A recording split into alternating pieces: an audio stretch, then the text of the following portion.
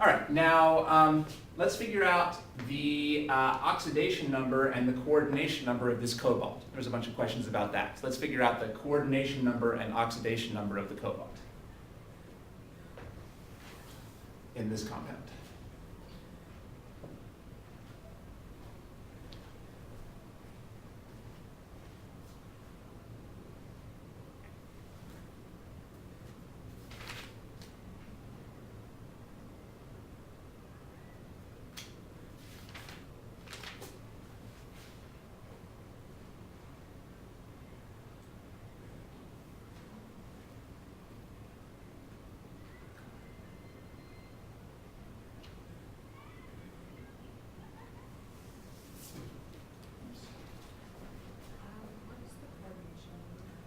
Yeah, that's a good question. Well, so we'll talk about that in a second. Let's do the oxidation number. That's what we've talked about so far. Okay, why am I blanking on this? I was working on these. Okay.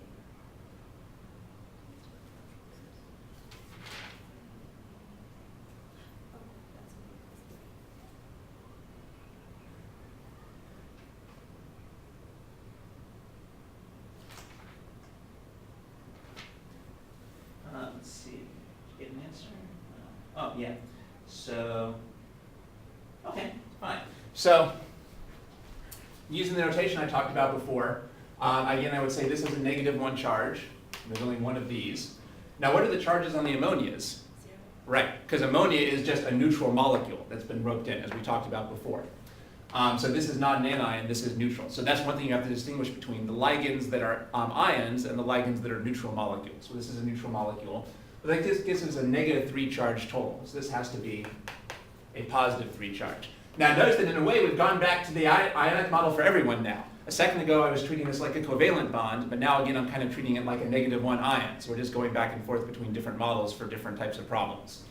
All right, so that's reasonable because the oxidation number is based on a model where all bonds are ionic. Formal charge is based on a model where all bonds are covalent, while we're talking about oxidation number. So this would be a +3 oxidation number. We already talked about how to work those out. Now the coordination number is in a way simpler. It just tells you how many things the transition metal is coordinated to. Well, are we coordinated to this? Yeah, and are we coordinated to this? Are we coordinated to this?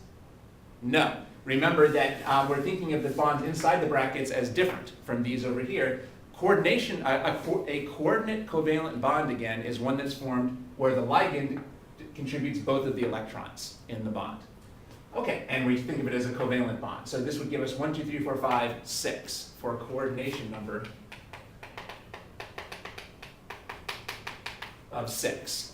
So the key thing is we wouldn't want to say 8. We're not treating these as forming coordinate bonds. Only the things in the brackets are counting for the coordination number. If you keep that in mind, this is very simple to do. You just count the total number of ligands. 1, 2, 3, 4, 5, 6 here.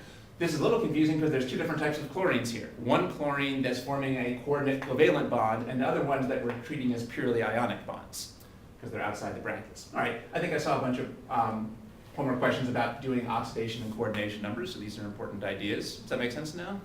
Okay. All right, so that's the oxidation number and the coordination number. Of course, there's no reason they have to be the same. In this case, those were just two completely different numbers.